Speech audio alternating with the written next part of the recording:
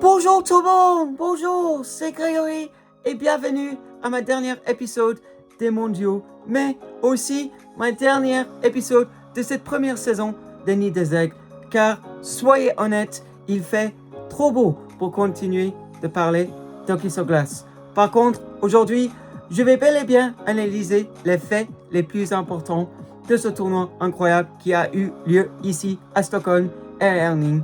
Et je vais surtout faire le bilan de l'équipe de Suisse. Les hommes de Patrick Fischer ont été étincelants pendant ces mondiaux.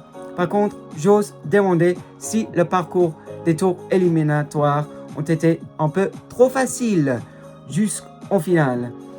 Et si les États-Unis étaient mieux préparés pour décrocher ce médaille d'or, toujours élusif depuis 13 ans pour l'équipe de Suisse.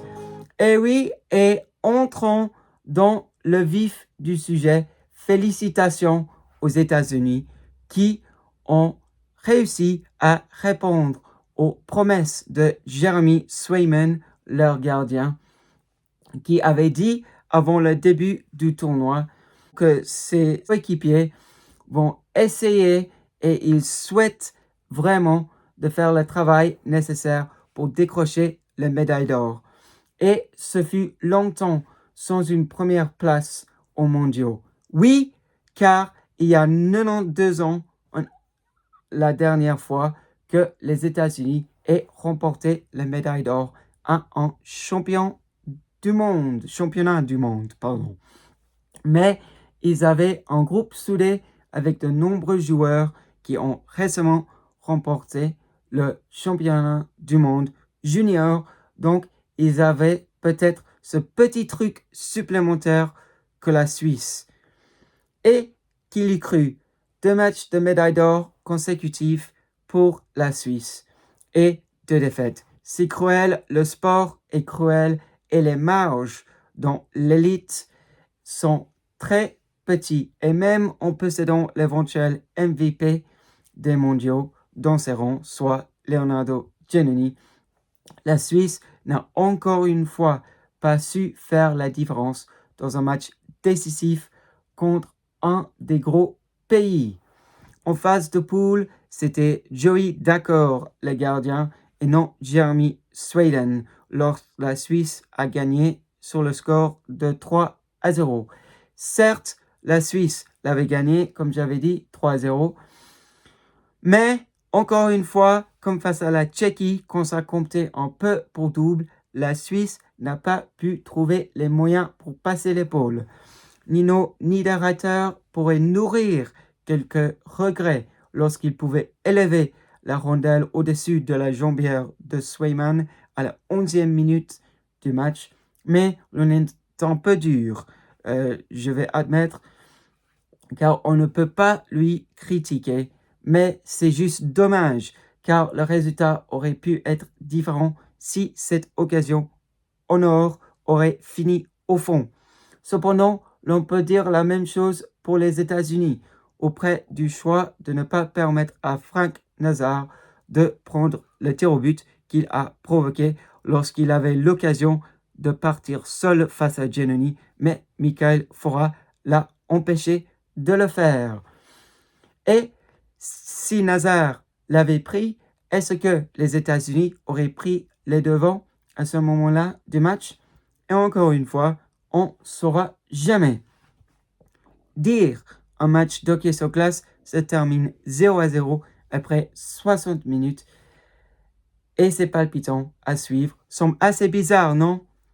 En tout cas pour moi, oui, mais à cette occasion, du tout pas, car c'était physique. Il y avait du mouvement dans le jeu. C'était un très propre duel de gardiens. Et à la fin de la journée, nous souhaitons tous regarder un match serré lors d'une finale. Un 5-0 dans une finale semblerait être indigne d'événement, mais j'ose dire que dès la mi-match, les États-Unis ont pris l'ascendant et, à l'image de Frank Nazar, les États-Unis ont gentiment commencé à avoir les occasions les plus franches de marquer. C'est le moins qu'on puisse dire. Et encore une fois, Sans Leonardo Giannoni, ce match aurait terminé en temps réglementaire sans aucun doute.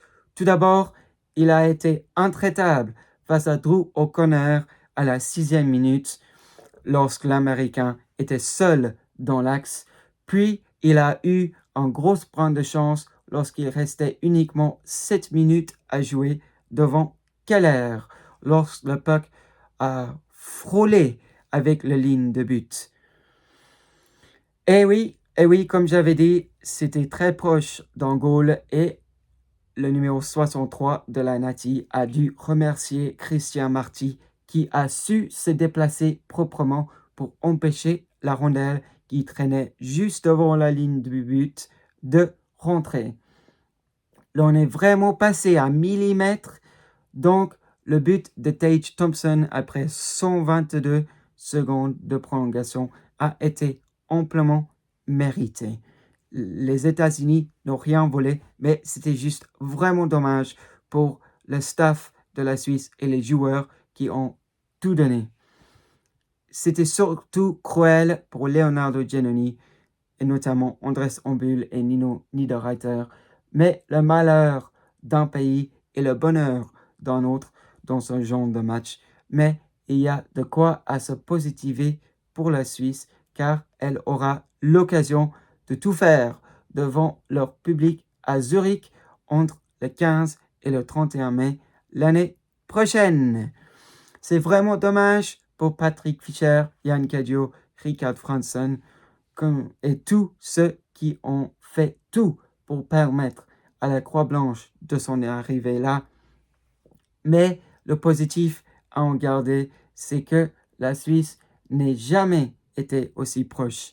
Les tirs au but sont cruels, donc j'ignore cette séance contre la Suède en 2013 et en 2018, et prenons les autres défaites. C'était 5-1 en 2013. Oui, car j'ai dû me corriger en disant que les tirs au but étaient 2018, les 2 fois contre la Suède. Donc 5-1 en 2013, 2-0 contre la République tchèque la saison dernière, puis 0-0 après 60 minutes dimanche soir. La Suisse a vraiment flirté avec cette médaille d'or cette fois-ci, mais face aux États-Unis, il fallait être plus tranchant. 2 supériorités numériques et aucun but, alors que vous avez davantage de 32% de réussite en supériorité numérique en 9 matchs. C'est frustrant quand même. C'était la même chose pour les Américains, par contre, qui, quant à eux, n'ont pas été tranchants en supériorité numérique. Mais, soyez honnêtes, les États-Unis méritaient amplement cette victoire. Mais c'est juste triste pour la Suisse qui, encore une fois, a été si proche, mais si loin à la fois. Pourquoi alors est-ce que les États-Unis ont su faire la différence à la fin? À mon avis, l'on doit juste comparer les parcours des 2 formations depuis les quarts de finale, voire depuis la dernière journée de la phase préliminaire. Et là, on voit que les hommes de Worowski ont peut-être été bien plus en jambes après avoir dû jouer face à la République tchèque pour décider leur position en classement. La Finlande ensuite en quart de finale, puis la Suède en demi-finale.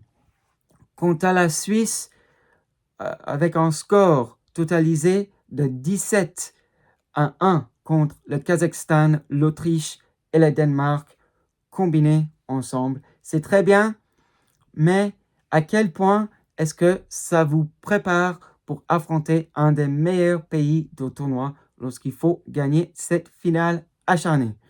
Certes, dans ce tournoi, on peut uniquement jouer face aux pays qui se trouvent dans le camp adverse ou de l'autre côté de la glace et aux dates du match désigné, mais tout semblerait être un peu trop facile pour la Suisse avant de jouer cette finale, je vous avoue. Mais en disant cela, quel tournoi incroyable. L'ambiance était magnifique, les fan zones étaient remplies et l'ambiance à plusieurs matchs était très sympathique. Merci aux organisateurs conjoints qui étaient à Herning et à Stockholm et aux bénévoles qui ont permis aux amateurs d'avoir vécu une très belle expérience pendant ce championnat du monde. C'était un carnaval d'hockey sur glace et c'était surtout très sympa d'avoir les organisateurs conjoints s'opposant pour la médaille de bronze dimanche après-midi. Qui l'eût cru? Vraiment, qui l'eût cru? Face à un contingent canadien et leur armada offensive. Comment est-ce que le Danemark a su les battre sur le score de 2-1? Mais c'est la beauté du sport, non? C'est étonnant, c'est cruel, c'est acharné, c'est palpitant. Et ensuite, si le Danemark a été balayé par la Suisse, quelle occasion de jouer contre la Suède à Stockholm pour cette médaille de bronze. Ça n'a pas été leur jour pour fêter une médaille aux mondiaux, mais la performance de Frédéric Dichow aux tirs au but contre les Allemands demeure une belle mémoire de ces mondiaux, tout comme la victoire contre le Canada en quart de finale. Il faut le dire, le Danemark a marqué l'histoire des mondiaux avec ces 2 victoires incroyables et donc la saison prochaine à Zurich pourrait-elle viser une médaille? Pourquoi pas? Car les Danois avec un Ehlers en feu lors de son retour, il a prouvé qu'il puisse être très compétitif et très combatif. Même chose pour l'Autriche. Peut-elle aller plus loin dans le quart de finale et une désillusion contre un prétendant au titre à ce stade en 12 mois?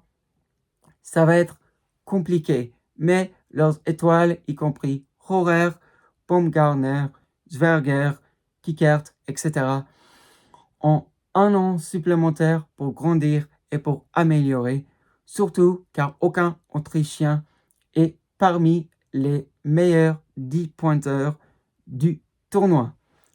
Par contre, il y a un Danois nommé Nick Olesen, lui qui a inscrit 12 points en 10 matchs, dont 5 buts, mesdames et messieurs, mais quand tu es allé presque au bout, mais en jouant le total de matchs possibles, c'est bien plus facile d'être parmi le top 10 et ça devrait être la motivation pour l'équipe d'Autriche la saison prochaine. Se qualifier puis s'effondrer n'était pas du tout le plan, surtout car elle avait toutes les cartes en main pour embêter les hommes de Patrick Fischer. Ils sont retombés sur terre en perdant ce match 6-0. Mais il y a les bases afin de s'en aller plus loin la saison prochaine et avec un Kazakhstan et une Hongrie combative à l'image de leurs statistiques en situation spéciale, ça promet d'être un tournoi incroyable en Suisse. Et je pense que la plupart des amateurs suisses ont déjà vraiment hâte de pouvoir vivre ces mondiaux. Et l'occasion à Fribourg, selon les Pokalistes hier soir, semble que ça va vraiment être du spectacle et semble que l'ambiance sera incroyable. Donc on a vraiment hâte et espérons évidemment qu'il n'y aura pas une nouvelle pandémie. Oui, on n'espère vraiment pas car la Suisse mérite amplement de pouvoir être la hôte la saison prochaine. Alors, avant d'avancer, j'ai mentionné il y a quelques instants des statistiques intéressantes des situations spéciales des 2 pays faibles, soit le Kazakhstan et l'Hongrie. Écoutez ça, mesdames et messieurs, le Kazakhstan qui menait même contre la Suisse à 6 secondes de la deuxième pause, avait le septième meilleur powerplay avec 4 buts marqués en 17 occasions, soit un taux de réussite de 23,53%. Et l'Hongrie, quant à elle, qui a su garder sa place en première division pour la première fois de son histoire, avait le 7e meilleur box-play. Elle qui a tué 21 des 26 pénalités, soit 80,77% d'efficacité. Et c'était même meilleur que les États-Unis, eux qui avaient tué 20 de leurs 26 pénalités, soit une efficacité d'uniquement 76,92%. Ce sont des statistiques à révéler, surtout car la France a été reléguée et avec l'Italie et le Royaume-Uni qui feront partie du festival d'hockey sur glace la saison prochaine en Suisse, ça va être intéressant à voir si ces deux pays pourraient avoir de telles statistiques en avantage ou en désavantage numérique en un an. Alors, en parlant des statistiques d'équipe, la Suisse a été très en vue. La Croix-Blanche avait le premier powerplay en ayant inscrit 11 buts en 34 tentatives, donc un taux d'efficacité davantage de 32%, 32,35% pour être exact. Ensuite, la Croix-Blanche avait aussi le 3e meilleur box-play en ayant tué 25 des 28 pénalités, donc un taux de réussite de 89,29% dans ce domaine-là.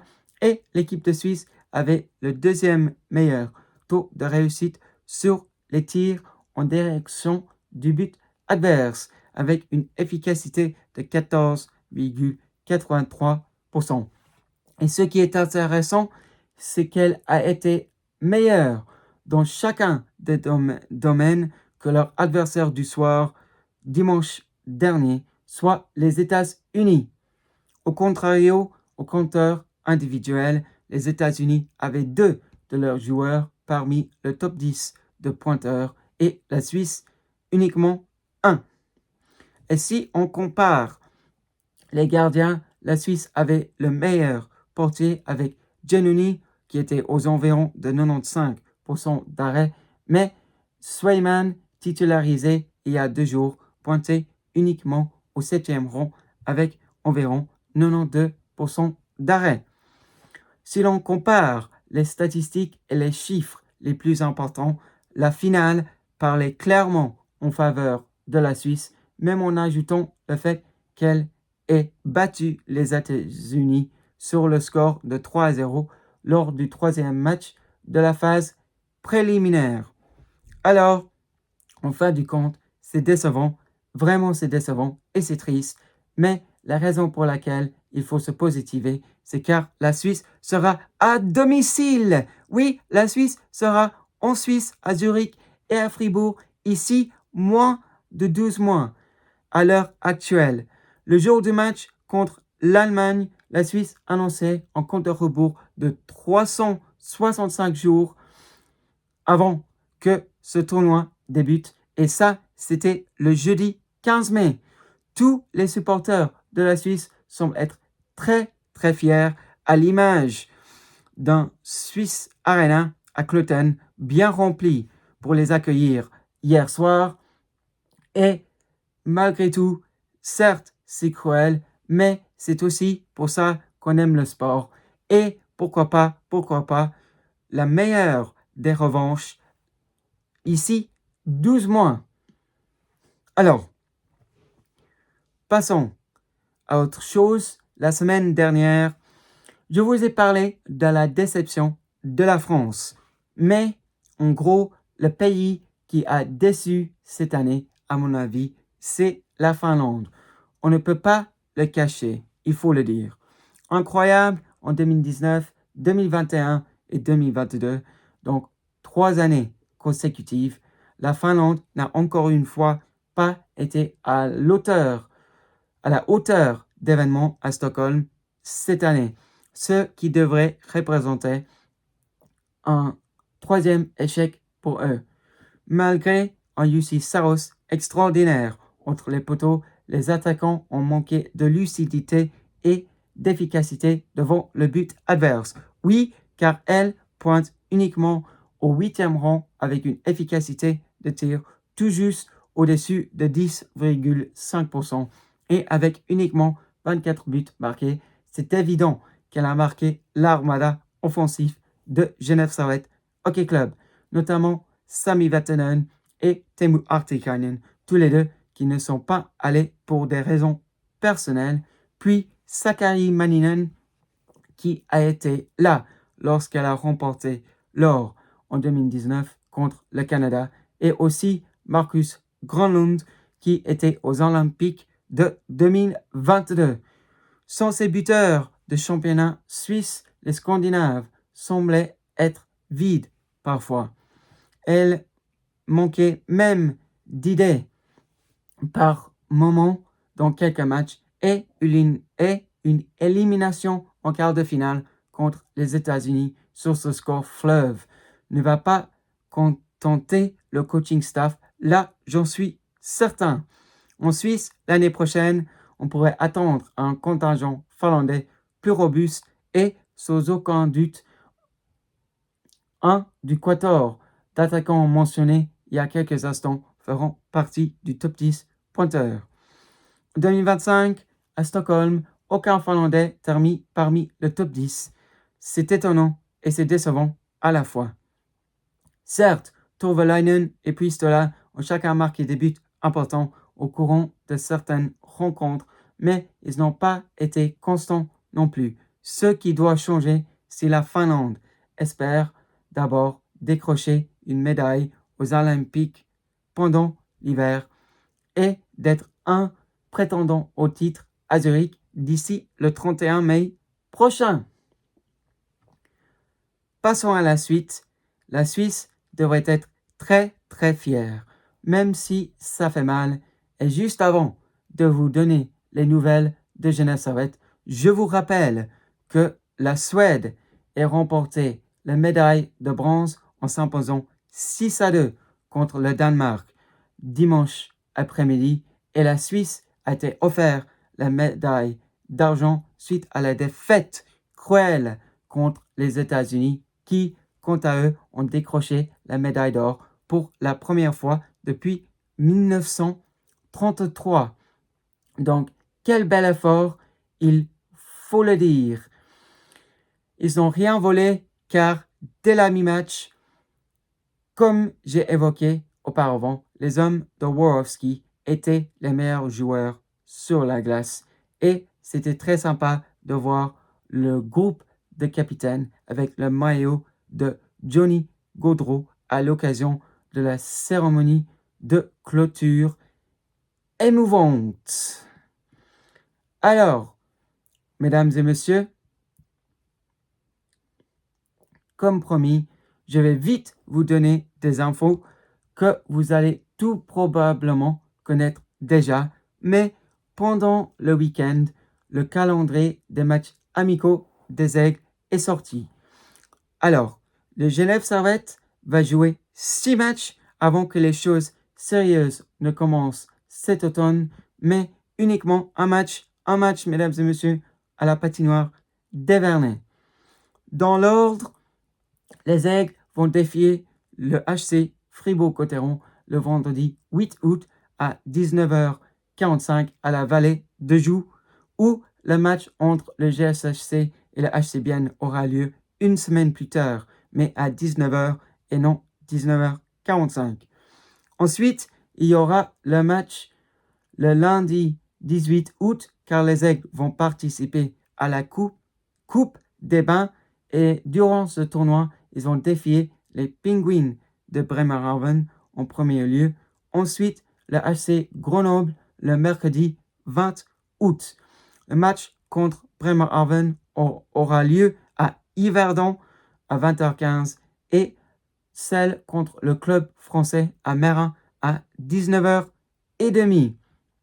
Et enfin, les Aigles défieront le HC Ajoie sur la route le vendredi 29 août à 19h avant d'enfin retrouver la maison le jeudi 4 septembre lorsque le Genève Servette Hockey Club jouera contre Schwenningen à 18h30.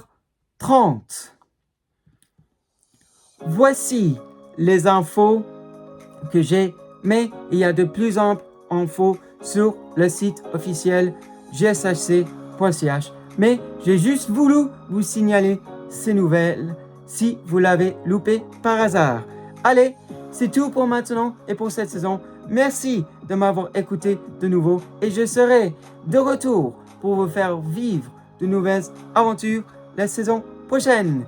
Par contre, j'aimerais vous dire que je serai plus occupé avec du travail hebdomadaire pour une chaîne radio anglaise et j'aurai des examens à préparer cet automne.